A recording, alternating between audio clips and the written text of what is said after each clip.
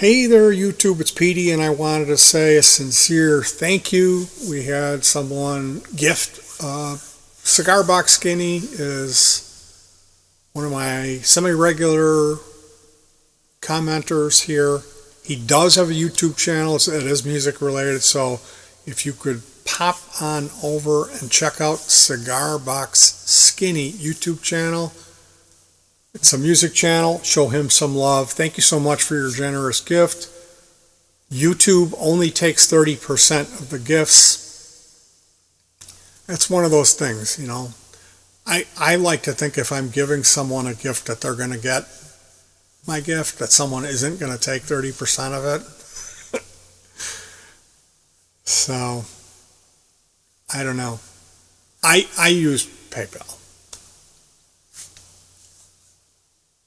But I don't want to come off like I'm ungrateful or telling anyone what they're supposed to do.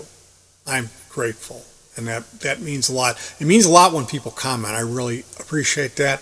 So first off, thank you for commenting. Second off, thank you so much for your generous gift. Now, this video, I wanted to do like a mailbag video, but I've already remade this video. We got these bass guitar stickers, so I cut it here because it was bent. I was hoping it would come with like some kind of a corrugated cardboard or popsicle stick, something so it wouldn't bend, but they had just bent it. So these are stickers to give you the notes on the fretboard of a bass. And like when I started, I knew like E, octave E, A, octave A, C, G, D, maybe.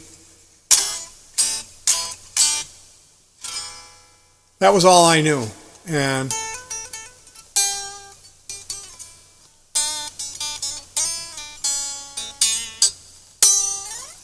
it was enough to get me through with my buddies.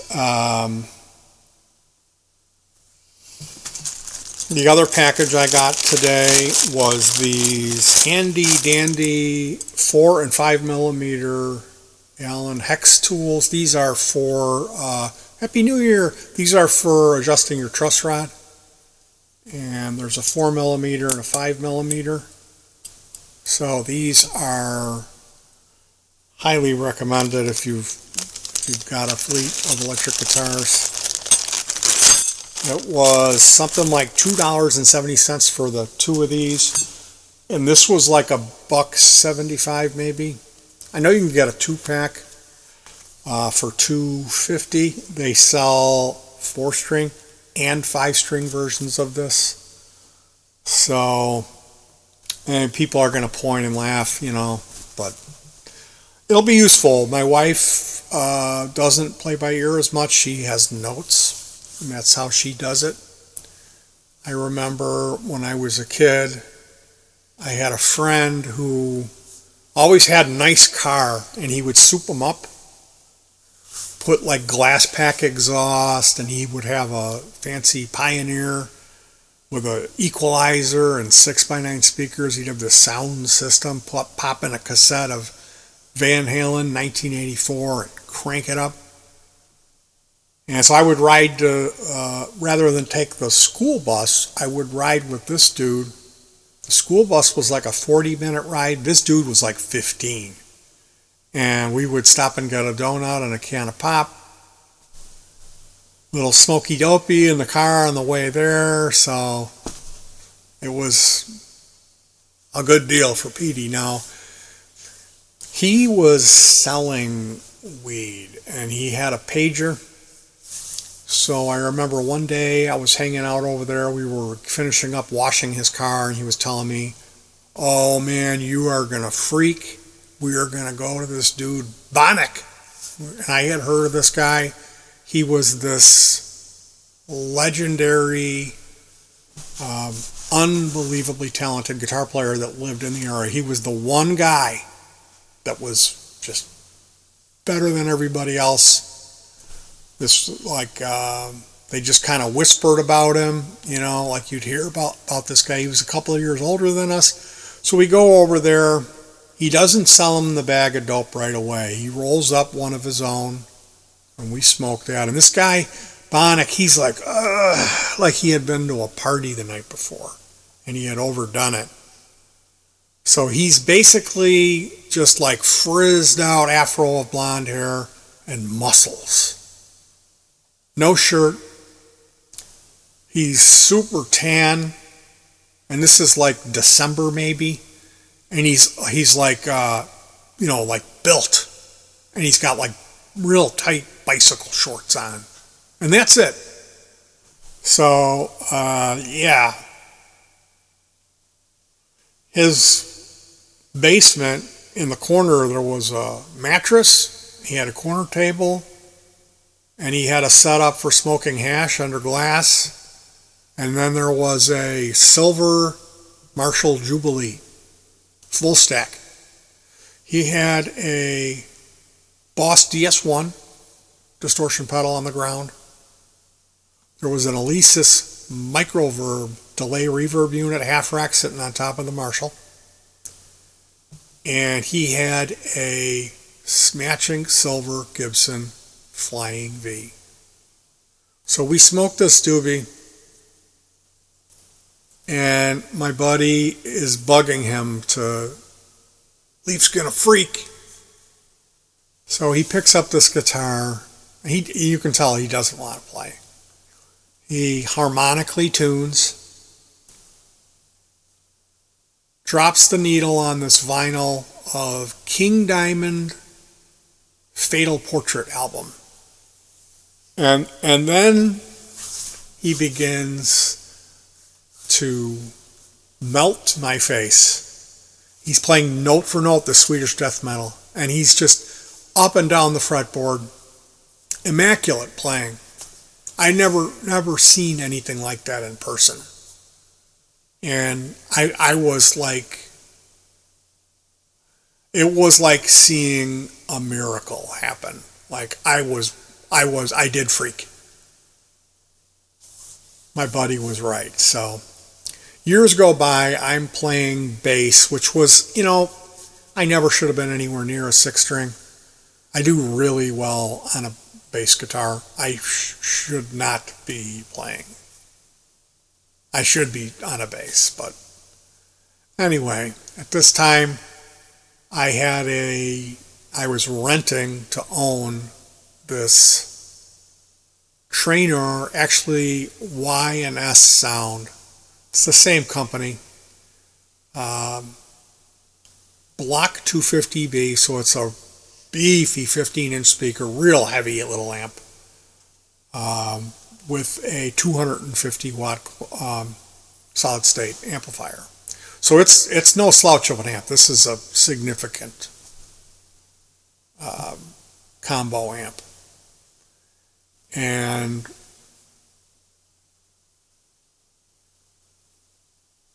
I think I had my Riverhead Unicorn at this time. So yeah, I had a real bass too. And I was in this band, and there was a kid who, the band that I was in was a couple of towns closer to the Chicago than where I was. I was in the western suburbs, and this town was almost, it was like butting up to Evergreen Park, which was a big town that butts up against Chicago on the south side. So these guys that I had met when I was on my bagging groceries at the supermarket job, I had met this guy who told me he wanted to be a singer, and I ended up becoming friends with him, and he ended up being my singer for years, in all kinds of different bands. So, and I was close with him. So I'm in this band with Danny, and we were doing Zeppelin, Priest, Sabbath covers. And locally, like a block away from where I lived, there was a guy who was a couple years, like 2 years younger than me. And his mom was cool. So she let us hang out Their father worked at the General Motors chassis plant, and he worked till 11 p.m. His shift was over. So we could go to this kid's house. His mom didn't care. They had MTV, and they would let us smoke cigarettes in their home. So it was always full. It was like the hangout pad in the neighborhood for high school kids who wore black leather jackets. And they didn't really tolerate dope smoking or drinking beer, but it was a cool enough place to hang out. JC ended up becoming influenced, and he's a guitar player. He still plays. He's got 30 guitars, my friend. So he had a PV half stack and a Dodd American Metal FX53, I think it was. Anyway, he had this Washburn with a Wonder Bar. It was my guitar. I was going to buy it from this John's Hidden Music. I took him in there and showed him what I was going to get on Friday. He went in on Thursday with his mom, and she bought him that guitar. So I never forgave him for that. Anyway, JC's folks, for some reason, they weren't going to be around for the weekend or whatever it was, and there was a party going on at JC's. Whatever it was, I don't remember the details of it, but there was a drum kit there, and it was full of kids. JC had his half stack set up. I brought my bass amp over, and I remember opening up a case that had a tweed case. When you see a tweed case, usually it's a hint that there's going to be something good inside of there. It was a Washburn Eagle double cutaway, and there was a tube screamer, like a first edition tube screamer. And I remember I really didn't like that tube screamer. I went home and got my Big Muff.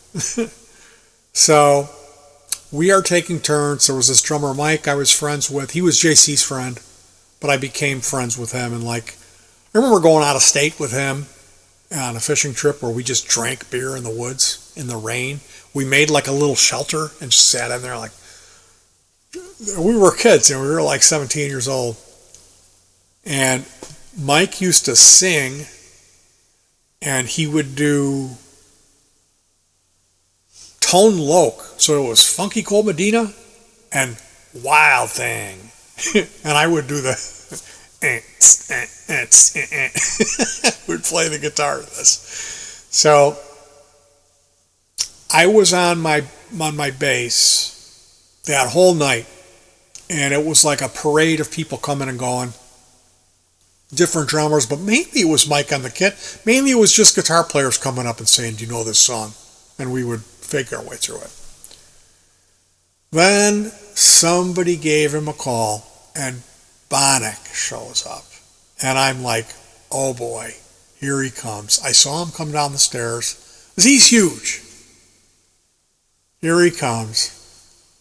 And he gets behind the kit and tunes up, and then he's like, whatever it was, I don't know. I don't remember what we played.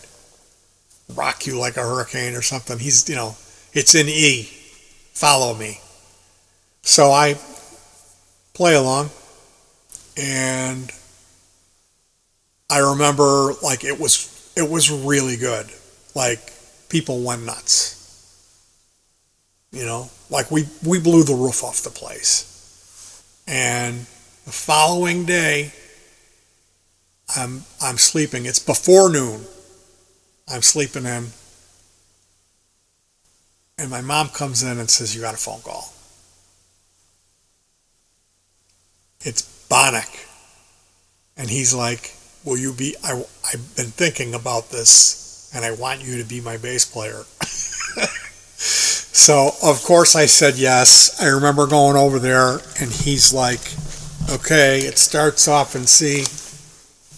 So it starts off in E, and then it goes to A, and then it goes to C sharp. And I'm watching his hands, because I'm not really sure on the C sharp. Okay, that's 4th fret, 2nd string. Then it goes to F sharp. And I said, what's F sharp? And he was like, you don't know what an F sharp is? And I said, no. And he went like, all right, let me show you. E, F, F sharp, G, G sharp, A, B flat, B, C, C sharp, D, E flat, E, G, F, F sharp, G, G sharp, or A flat,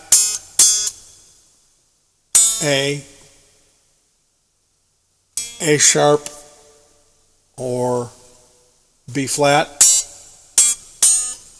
B, C. And that's everything on the bass from the 5th fret down. That's really all you need to know on the bass.